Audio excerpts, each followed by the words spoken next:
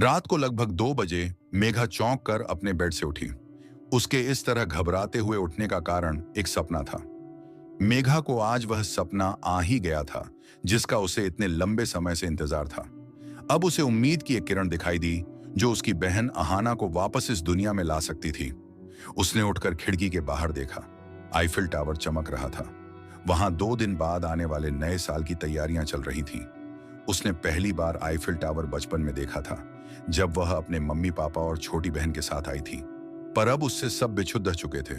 वह 19 साल की थी जब उसने किसी को बिना बताए अपना घर छोड़ दिया था। उसकी छोटी बहन अहाना अब इस दुनिया में नहीं थी। अब उसके दो ही लक्ष्य थे, एक तो अहाना को वापस इस दुनिया में लाना और दूसरा अहाना के कातिल को कड़ी से कड़ी सजा देना।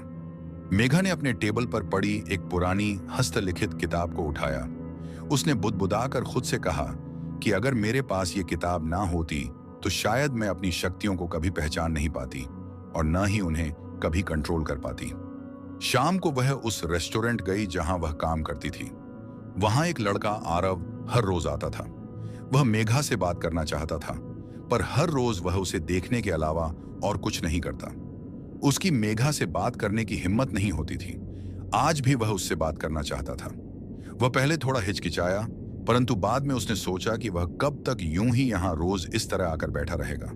उधर मेघा और उसके साथ उस रेस्टोरेंट में काम करने वाली लड़कियों को भी पता था कि वह लड़का बस मेघा को देखने के लिए ही वहां आता है। मेघा नहीं चाहती थी कि वह उससे बात करे, क्योंकि यह उसकी असली जिंदगी नहीं थी। उसे लगता था कि अगर किसी को उसकी असली जिंदगी और उसकी शक्तियों के बारे में पता चल जाएगा तो वे उससे दूरी बना लेंगे। मेघा को लगता था कि अगर उसका दिल टूटा तो वह वैसी कभी नहीं रह पाएगी जैसी वह आज है। इसलिए मेघा किसी से लगाव के बारे में बिल्कुल भी नहीं सोचती थी। परंतु उस दिन आरव शायद पहले से ही सोच कर आया था। उसने आज मेघा से बात की। उसने उससे पूछा कि क्या वह न्यू ईयर के दिन फ्री रहेगी। वह उसे डिनर पर ले जाना चाहता था, परंतु आरव का दिल डूब गया जैसे ही उसको मेघा ने बताया कि वह किसी जरूरी काम से आज ही इंडिया जा रही थी और उसे खुद को भी पता नहीं कि वह वापस कब लौटेगी। मेघा के लिए इंडिया जाना जरूरी था, क्योंकि वह सपने वाली लड़की उसे इंडिया में ही मिलेगी।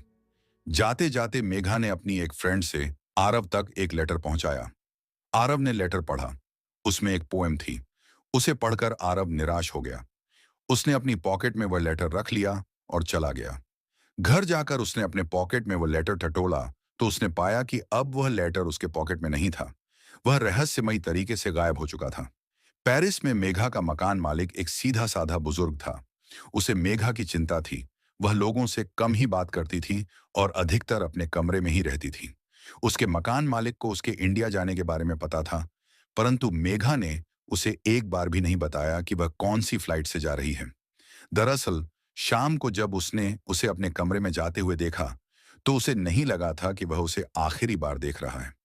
अगले दिन दोपहर में जब वह ऊपर मेघा के रूम में गया तो पूरा रूम ही खाली था। वहां न तो मेघा थी और न ही उसका कोई सामान। वह जा चुकी थी। पर अजीब बात यह थी कि उसने मेघा को जाते हुए नहीं देखा। बुजुर्ग ने सोचा कि शायद उसकी बढ़ती उम्र की वजह से आजकल उसे कुछ याद नहीं रहता। वह वापस रूम बंद करके नीचे आ गया और अपने काम में व्यस्त हो गया।